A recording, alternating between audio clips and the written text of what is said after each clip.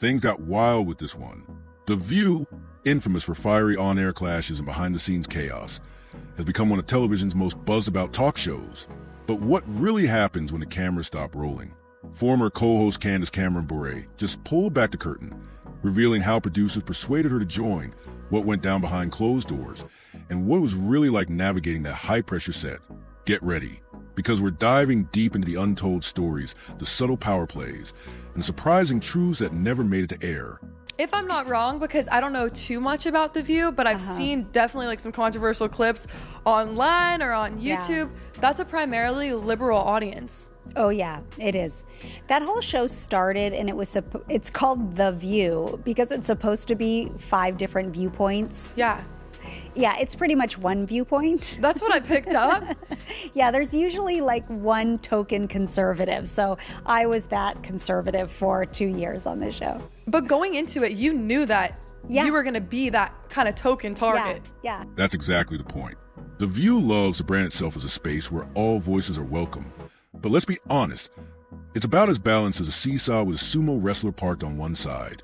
Sure, they parade out a token conservative now and then, but that role often feels more symbolic than sincere. The moment that person offers a viewpoint that disrupts the show's liberal rhythm, they're met with interruptions, eye rolls, or outright derision. It's not subtle. It's practically woven into the fabric of the show. Forget balanced debate. There was even talk of producers considering a pro-Trump voice after the election. But let's be real. Who in their right mind would sign up for that knowing the uphill battle ahead? The environment is combative, the tone unforgiving, and the script already written. So that begs a real question. With all that tension, political landmines, and on-air crossfire, what made Candace CameronBeret say yes to joining the chaos in the first place? So what made you accept that job? Allie, I tried to turn that job down. Are you serious? Multiple times.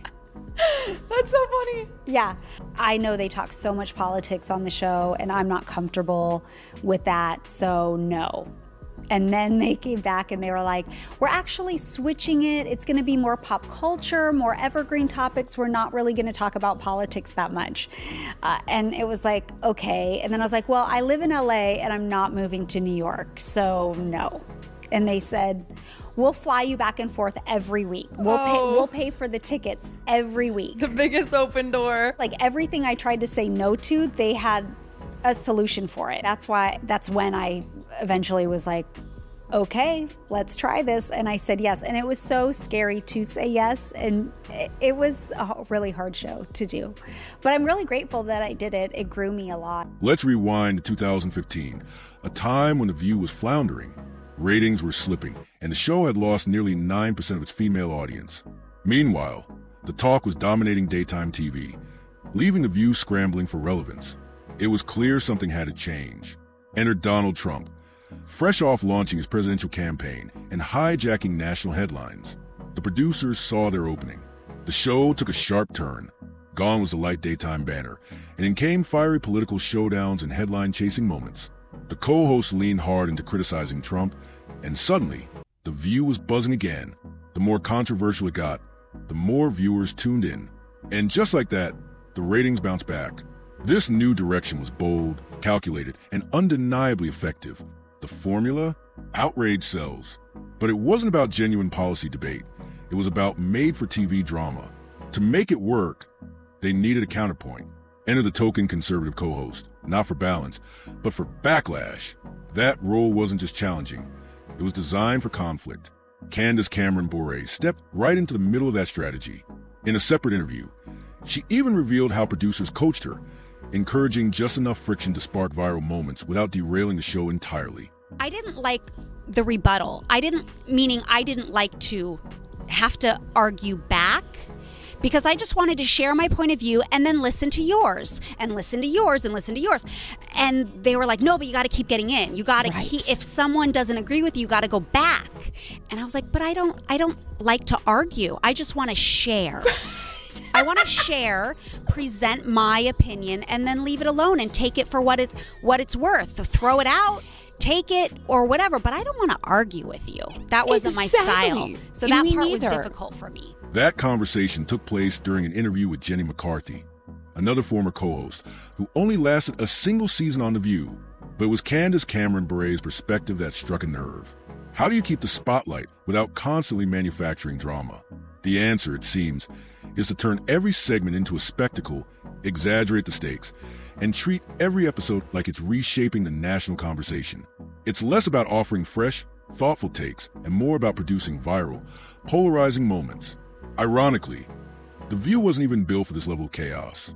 Debbie Matenopoulos, one of the show's original co-hosts, made that clear in an interview years back, describing the show's roots as something far simpler and more grounded. Your mom, your grandmother, your aunt, your cousin, your sister, and your younger sister all sitting around the table, sharing generational perspectives on everyday topics. Politics weren't supposed to be the main course. They were barely a side dish. But somewhere along the way, the formula changed. Candace even shared how she had to prepare before every episode, not just with talking points, but emotionally. It wasn't just about having an opinion. It was about bracing for battle, anticipating blowback, and trying to survive a format that had morphed into something entirely different from what it was originally meant to be. What I really want to know is, you knew you were going on The View, that you were going to be the token conservative. Yeah. How did you prepare for each and every episode? Girl, I have never prepared like I have prepared for that show in my life, okay? So I would do hours and hours of homework every single night. You basically get a packet of about 80 topics the night before because they're all current events. They keep moving and changing, whatever happens in the news cycle. So I would spend probably a minimum of 4 hours each night researching all 80 topics so I could understand what I didn't understand. Yeah. And then on the morning of, with the hosts and the producers, they break it down. We go through all 80 topics and then pinpoint maybe 7 or 8 of those that we're actually going to discuss on the show. And this is exactly why the commentary on The View so often feels paper thin. While the hosts may want to present themselves as serious political voices, the reality tells a different story. Instead of diving into the complexities of policy or offering real analysis, the conversation usually skims the surface, driven more by emotion than by substance. It's about the reaction, the viral moment, the zinger designed to trend on social media, not the kind of insight that informs or challenges an audience. What we're left with are sound bites and shallow takes, more suited to a hashtag war than a genuine political discussion. And sure, that might work if the goal is pure entertainment. But when a show claims to be a platform for informed debate, that style wears thin, fast. Still, to be fair, the show isn't without its redeeming moments. Even Candace CameronBeret, after all her challenges on set, acknowledged one genuine upside. And what she had to say about it might just surprise you. So it was really challenging, but I did as much prep work as I could. Felt like I was in college or in high school or whatever. Yeah. So when I knew the decided on topics, and politics is not my strong suit, or at least it wasn't then. I know a whole lot more about politics now, but I was really learning politics while I was doing that show because we just weren't a family that ever talked about politics at home. So I had a couple of very faithful friends in my life that committed to that 1 hour in the morning of my prep time, because that's about what you get. You get your makeup and hair time, and then but during your makeup and hair time, you have like about an hour and a half before you go on live TV. Girl, I know this was the Lord that calls you to this because this is so stressful. I know. Look, this take might ruffle some feathers, but let's be honest. For all the chaos, contradictions, and eye-roll-inducing moments, The View does serve one undeniable purpose. It gets people talking about politics. In a media landscape where so many have tuned out entirely, the show somehow manages to drag politics into the mainstream conversation. Whether you love it, hate it, or just watch for the drama, it's hard to deny that The View puts real issues, elections, policy debates, cultural flashpoints, right in front of an audience that might otherwise avoid them altogether. Sure, the depth isn't always there, and yes, the framing can be wildly skewed, but exposure is exposure.